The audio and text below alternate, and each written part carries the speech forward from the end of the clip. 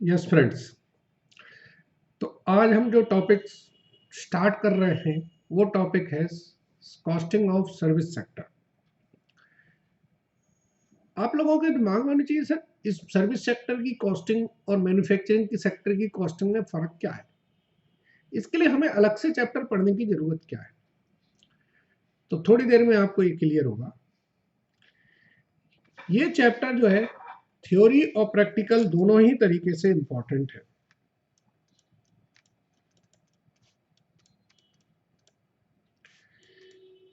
इसकी थ्योरी भी आती है और प्रैक्टिकल भी आ जाता है। थ्योरी के हिसाब से 70% वेज रखता है, प्रैक्टिकल में इसके चांसेस कम रहते हैं, बट आता है तो जब भी मजा बांध देता है ये सर्विस सेक्टर। अब आप ये बताइए, हम लोग जो कॉस्टिंग पढ़ते हैं वो किसकी पढ़ते हैं? मैन्युफैक्चरिंग ऑर्गेनाइजेशन की।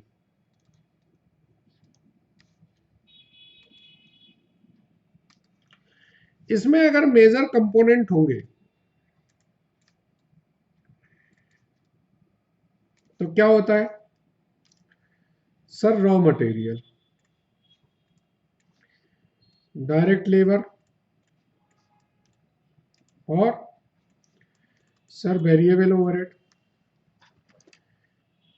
अब मैं बात करता हूं सर्विस सेक्टर की।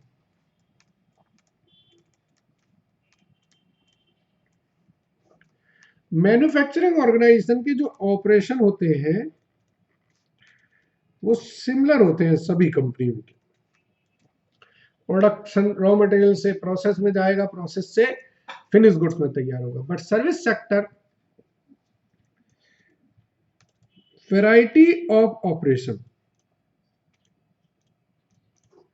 मतलब क्या हुआ सर? बताता हूं। वैरायटी ऑफ ऑपरेशन, देखिए आपके पास सपोज करो अगर आपका स्कूल है, ये सर्विस सेक्टर में आता है। स्कूल में आपकी जो कॉस्ट होगी वो किसके हिसाब से होगी? पर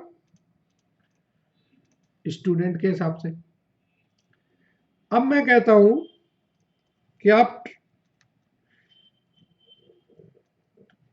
आपका ट्रांसपोर्ट का काम है, आपके ट्रक चलते हैं, तो अब आपकी जो कॉस्ट होगी वो क्या लिखोगे? आपको पर टन पर किलोमीटर कितना पड़ रहा है, एक टन को 1 किलोमीटर ले जाने में कितनी कॉस्ट आ रही है।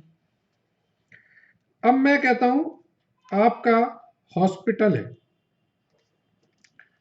तो हॉस्पिटल में आपके जो खर्चे होंगे वो किस तरीके के होंगे? मेडिसिन के, एक्सरे मशीन्स के, ठीक है ना। तो इसमें हम देखेंगे भाई कॉस्ट पर पैसेंजर। अगर मैं कहता हूं आपका होटल है, तो फिर आपका क्या है? होटल में जो खर्चे होते हैं वो लाइन के होते हैं, ठीक है ना। मेंटेनेंस करने के होते हैं, चादर धुलने के खर्चे होते हैं। तो हम क्या लिखेंगे? कॉस्ट पर रूम और पर गेस्ट। तो अब इन चारों जो देखेंगे आप, इन सबके आपस में कोई मैच कर रहे हैं? नहीं मैच कर रहे हैं। इसलिए सर्विस सेक्टर में जो कॉस्टिंग होती है उसके जो ऑपरेशंस होते हैं बड़े डिफरेंट होते हैं। आपको उसको पढ़ के उससे समझना पड़ेगा। कॉन्सेप्ट वही है, वेरिएबल और फिक्स का कॉन्सेप्ट वही है, लेकिन कॉस्टिंग थोड़ी जो जिस तरीके का क्वेश्चन होगा उससे ही समझना पड़ेगा कि ये क्वेश्चन किस चीज का है। तो इसका जो फॉर्मेट होता है कॉस्ट शीट का, वो आपका हम लोग दो पार्ट में बांट देते हैं। एक कह देते हैं हम स्टैंडिंग चार्जेस,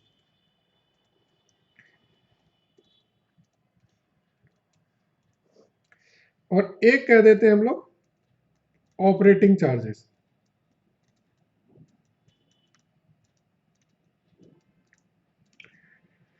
स्टैंडिंग चार्जेस को हम क्या फिक्स कॉस्ट की तरह भी कह सकते हैं, और ऑपरेटिंग को हम कह सकते हैं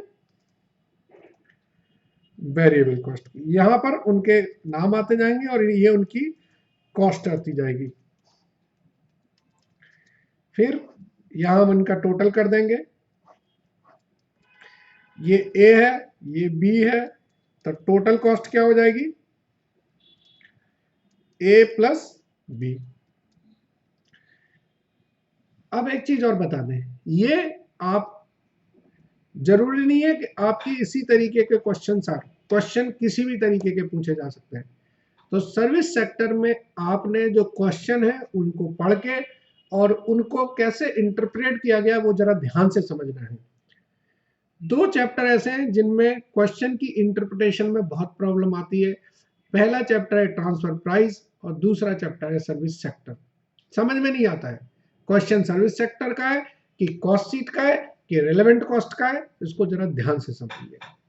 सर्विस सेक्टर का पकड़ने का एक ही रास्ता है कि वो जो क्वेश्चन है वो आपको ये पता चल जाएगा कि ये इनके ऑपरेशन सर्विस इंडस्ट्री के हैं। चलिए अब हम बात करते हैं थोड़ी सी थ्योरी की। थियोरिटिकल देखिएगा, ज्यादा ऐसा नहीं है कि हमेशा आता है, बट आता है। Service sector companies provides their customer with services और intangible products. The activities of service sector may be used for both provision of services internally। ठीक है जी। मेन कैरेक्टरिस्टिक बहुत इंपॉर्टेंट है, ये मेन कैरेक्टरिस्टिक जरा इसको समझ लीजिए। एक्टिविटीज आर लेबर इंटेंसिव, बिल्कुल सही है। सर्विस सेक्टर में मटेरियल कम लगता है, लेबर ज्यादा लगती है।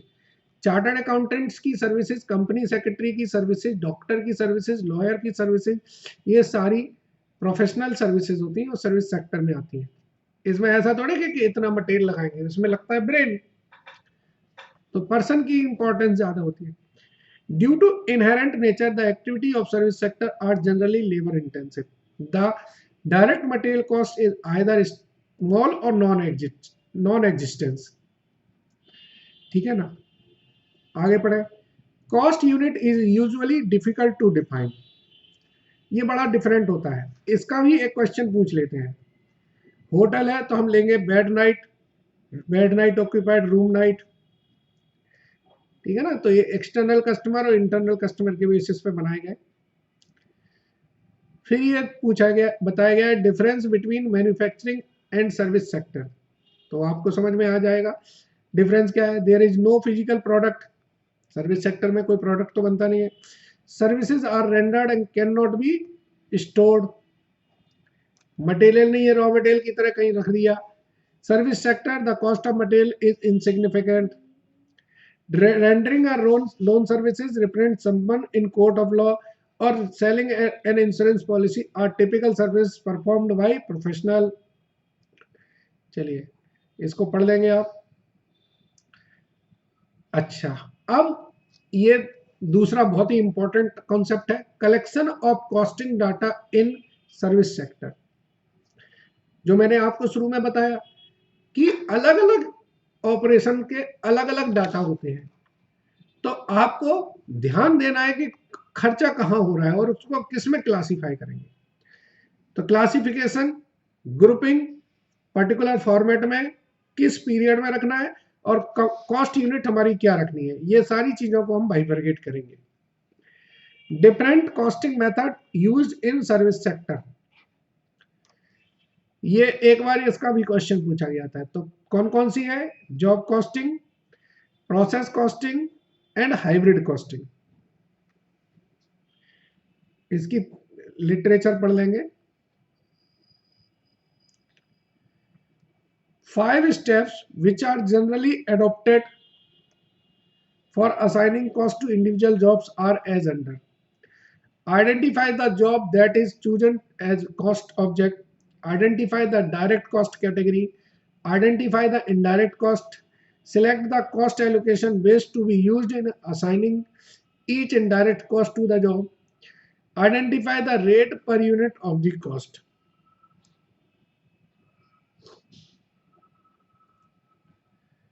ओके, अब है customer costing in service sector.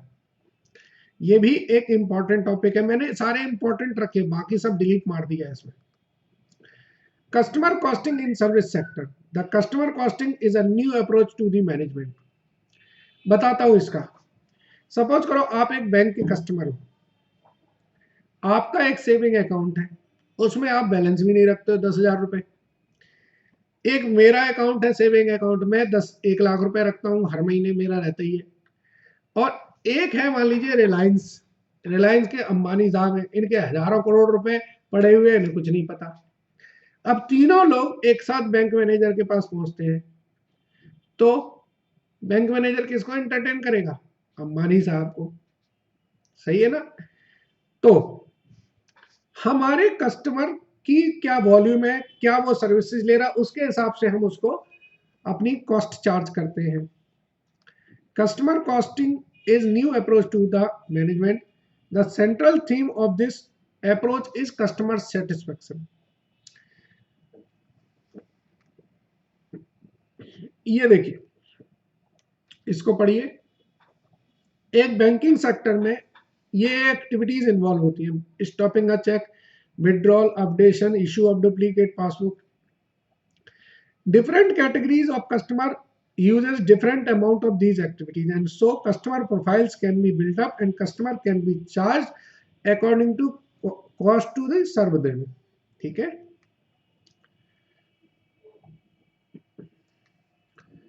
Customer costing purpose के लिए कॉस्ट को 3 कैटेगरी में बांटा जाता है। एक तो कस्टमर की स्पेसिफिक कॉस्ट है, जो उससे डायरेक्टली इन्वॉल्व है।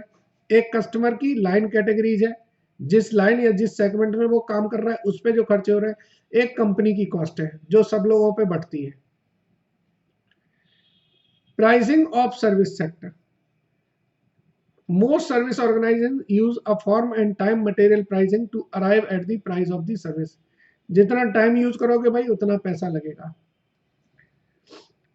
नवंबर 13 में आया था, discuss briefly 2 method of costing in service sector and give example. मैंने बताया ना, job costing and process costing. Suitable unit बतानी है। Hotel customer profile is important in charging cost, explain the statement. Appropriate cost unit बताइए। Characteristic of service sector costing बताइए। Basic costing to assign cost jobs, मैंने बताया वो 5 steps. How will you apply customer costing in service sector, explain with the example. तो ये जो chapter है ये इतना ज्यादा वेटेज नहीं है, आता है बट बहुत ज्यादा इसकी इंपॉर्टेंस नहीं है। आएगा तो ये क्वेश्चंस आएंगे। 4 नंबर की वेटेज इस चैप्टर की रखता हूं मैं। ठीक है, आप उसी हिसाब से इसको तैयार करिएगा। Thank you.